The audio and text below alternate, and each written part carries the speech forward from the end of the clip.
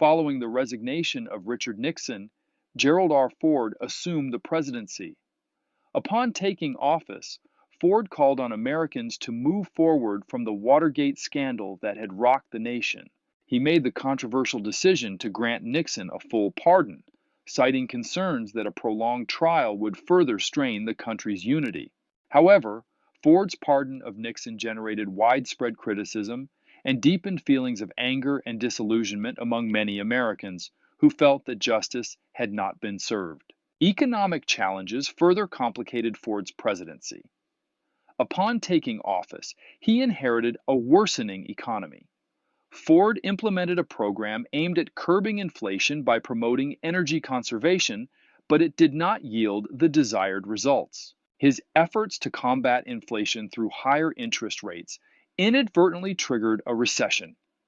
In response, Ford approved a stimulus package consisting of spending increases and tax cuts, which helped alleviate some economic hardships by 1976. Throughout his presidency, Ford faced significant opposition from the Democratic-controlled Congress. He vetoed more than 50 pieces of legislation as part of his efforts to reduce government spending and limit regulation, believing that such measures would foster competition and lower prices. Despite his efforts, Ford's presidency was marked by ongoing challenges and political battles, highlighting the complexities of governing during a tumultuous period in American history.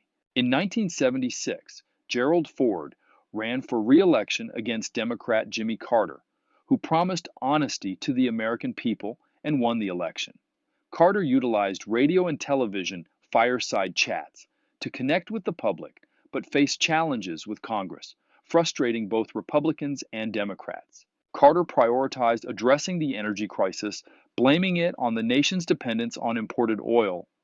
He presented Congress with over 100 energy conservation proposals, leading to the passage of the National Energy Act. This act imposed taxes on fuel-inefficient cars and removed price controls on oil. However, in 1979, violence in the Middle East triggered another fuel shortage, exacerbating inflation. Despite Carter's efforts to control inflation, it continued to rise. Additionally, economic challenges persisted due to automation and foreign competition, resulting in fewer manufacturing jobs. Although the service sector grew, many high-paying service jobs required advanced education or skills. While Carter faced difficulties in improving the economy, he had a notable civil rights record. He appointed more African Americans and women to his administration than any previous president, demonstrating a commitment to diversity and inclusion. Television in the 1970s reflected the social landscape of the United States, tackling issues like racial and economic disparities. Shows featured African American characters and depicted the lives of young single women, reflecting changing societal norms. The 1970s saw significant advancements in computer technology. Personal computers began appearing in homes by 1974, and tech giants like Microsoft and Apple were founded in 1975 and 1977, respectively. Computers became more accessible, affordable, and powerful during this time. President Carter pursued a foreign policy guided by moral principles, advocating for human rights on the international stage. He believed in promoting freedoms and liberties similar to those outlined in the Declaration of Independence and the Bill of Rights. Carter took action by reducing aid to countries that violated their citizens' rights and supporting a treaty to transfer control of the Panama Canal to Panama.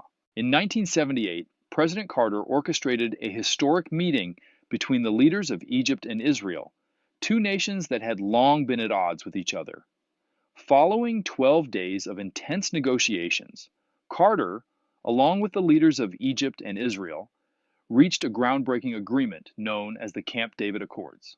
As part of the agreement, Israel agreed to withdraw its forces from the Sinai Peninsula, while Egypt officially recognized Israel's right to exist as a sovereign state. However, in 1979, Iran experienced a tumultuous upheaval when Muslim rebels, led by Ayatollah Ruhollah Khomeini, overthrew the Shah of Iran. Seeking medical treatment, the Shah was granted entry into the United States by President Carter in October 1979. This decision infuriated the rebels, leading to a grave turn of events. On November 4, 1979, the rebels seized control of the U.S. Embassy in Iran, taking 52 Americans hostage.